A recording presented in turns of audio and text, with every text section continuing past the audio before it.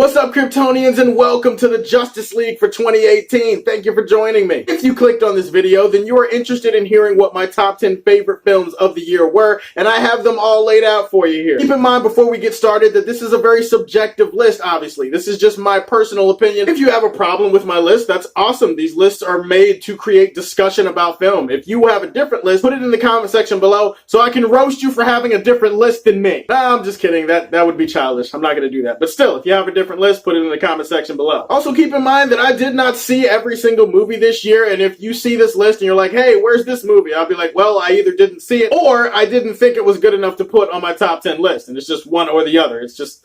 sorry. Also, one thing I usually do is I usually do the honorable mentions at the end of the video, but this year I had to expand my honorable mentions to 10. That's because legitimately there are 10 other movies out there that I love, and could have made my list, but unfortunately they just didn't make the cut, and I wanted to show them some love in the beginning because there's a lot of them. If this were a top 20 list, these would be the extra 10 that would be on the list. Upgrade, A Quiet Place, Creed 2, Avengers Infinity War, Black Panther, Aquaman, Searching, Bodied, First Man, and You Were Never Really Here. Unfortunately, I just couldn't squeeze those movies into my top 10. Absolutely, I wanted them to be in my top 10, but there you go. Those are my honorable mentions. And FYI, let's just try to have fun with this thing, okay? Like I said, it's all subjective. I call it my Justice League because I'm a gigantic DC shill, and naming it after the most iconic team in DC history, it just seemed appropriate. All right, time to get this show on the road. Without further ado, let's hit it.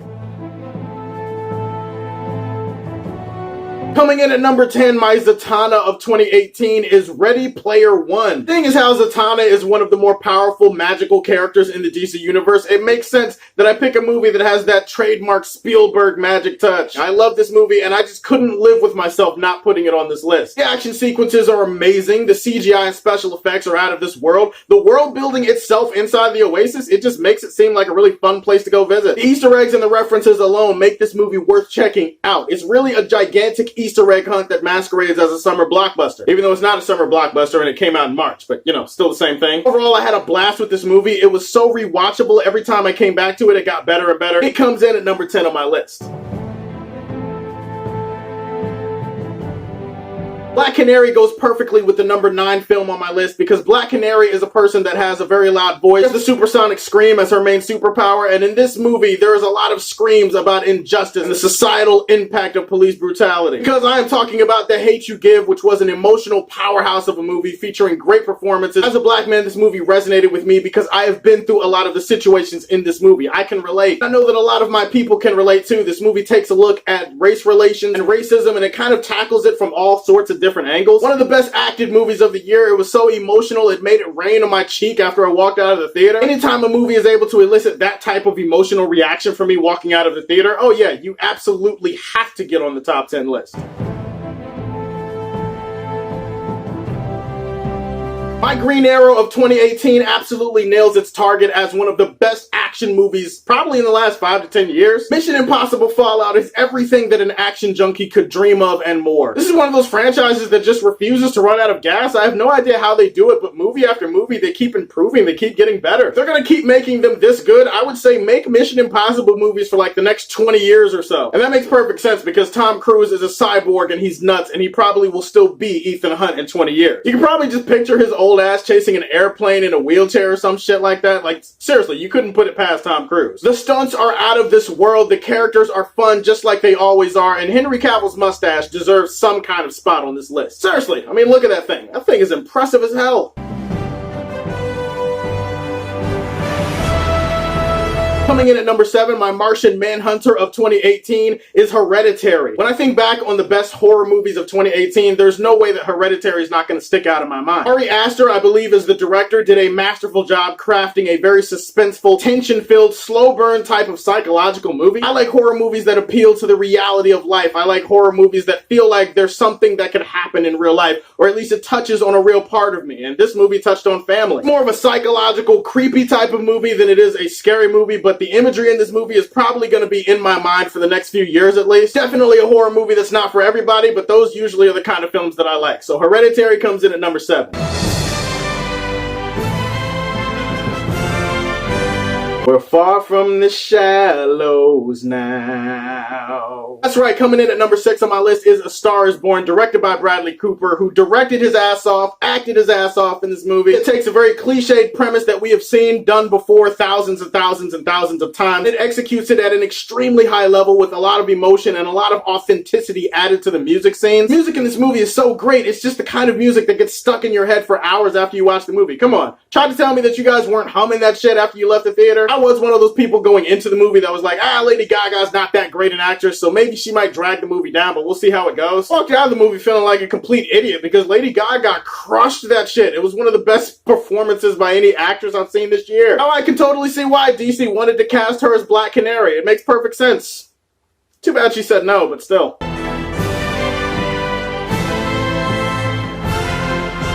Similar to A Star is Born, my number 5, my Jon Stewart of 2018, is a movie that has kind of a cliche, familiar premise. You've seen this type of movie before. It's all about the high-level execution and the way that it all ties together and the way that it doubles down on all the things that work about it. I, of course, am talking about Widows, directed by Steve McQueen. Widows was everything I expected and hoped that it would be. It was kind of a tension-filled, slow-burn type of heist movie. It focused more on character and story than it focused on the actual heist. This movie focused more on the craftsmanship involved, the cinematography, and the visuals, the subtle undertones of socio-political themes that were woven into the narrative, the way they fleshed out all the characters and gave them real and emotional motivations. I really like that shit. Not Steve McQueen's best film, certainly, but it's definitely one of the best films that I saw this year. Viola Davis, seriously, we need to start thinking about building her a statue or something.